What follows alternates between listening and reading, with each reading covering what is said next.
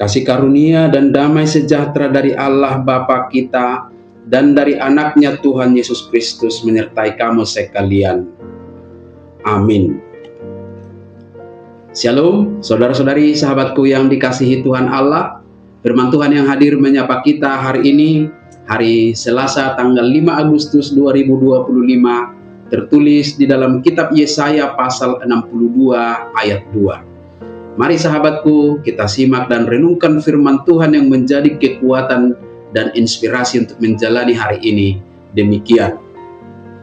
Maka bangsa-bangsa akan melihat kebenaranmu, dan semua raja akan melihat kemuliaanmu, dan orang akan menyebut engkau dengan nama baru yang akan ditentukan oleh Tuhan sendiri. Jadi idaunnya kabang soperbegu mahati gorammu, jala saluhut akka raja hamuliommu, jala ikon margoarhon gorne baruho si pabuaon ni pamangan ni Jahoba. Demikian firman Tuhan. Sahabat renungan harian, saudara-saudariku yang dikasihi Tuhan Allah, seseorang tidak akan tertarik dengan penampilan yang biasa-biasa saja, apalagi penampilan buruk. Jangankan memandang, melirik saja tidak akan mau. Penganalogian secara fisik ini dapat kita adopsi untuk memahami pesan firman Tuhan hari ini. Dalam konteks pasal 62 kitab Yesaya ini, Yerusalem yang sudah porak-poranda menjadi kota yang tidak lagi memiliki daya tarik.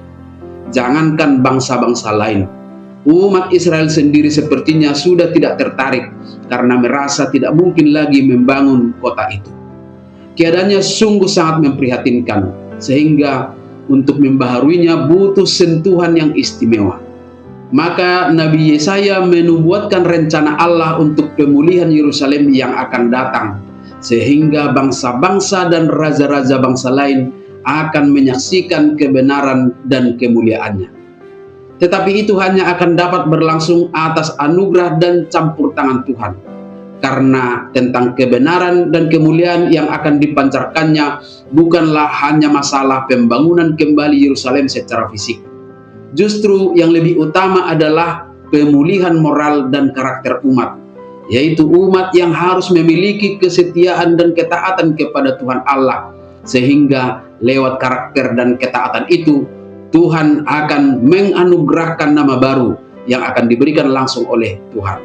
Sahabatku semua, nas ini tentunya bukan hanya tentang nubuatan historis bagi Yerusalem di masa lampau atau di masa depan, tetapi juga memiliki makna teologis dalam kehidupan kita sebagai orang percaya saat ini.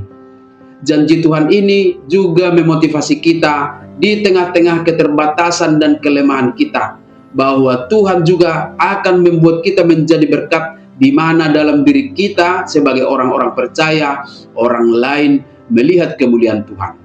Lewat kita, Tuhan berkarya sehingga orang lain melihat kebenaran Kristus terpancar jelas lewat perkataan dan perbuatan kita. Sebagai pengikut Kristus, kita dipanggil untuk menjadi alat Tuhan untuk menyatakan terangnya. Ketika kita hidup dalam kebenaran firman Tuhan, kesaksian hidup kita akan menjadi nyata dan disaksikan oleh orang-orang di lingkungan kerja, keluarga, sekolah, dan masyarakat sosial kita. Mereka mungkin tidak melihat kita sebagai yang suci atau yang sempurna, tetapi mereka akan melihat ada sesuatu yang berbeda, sesuatu yang memancarkan damai sejahtera dan integritas sebagai anak-anak Tuhan. Disitulah nama baru atau identitas baru kita nyata, bukan sesuatu yang kita ciptakan atau usahakan sendiri, melainkan sepenuhnya anugerah dari Tuhan, yaitu anak-anak terang, pewaris kerajaan Allah. Amin. Selamat beraktivitas, Tuhan memberkati.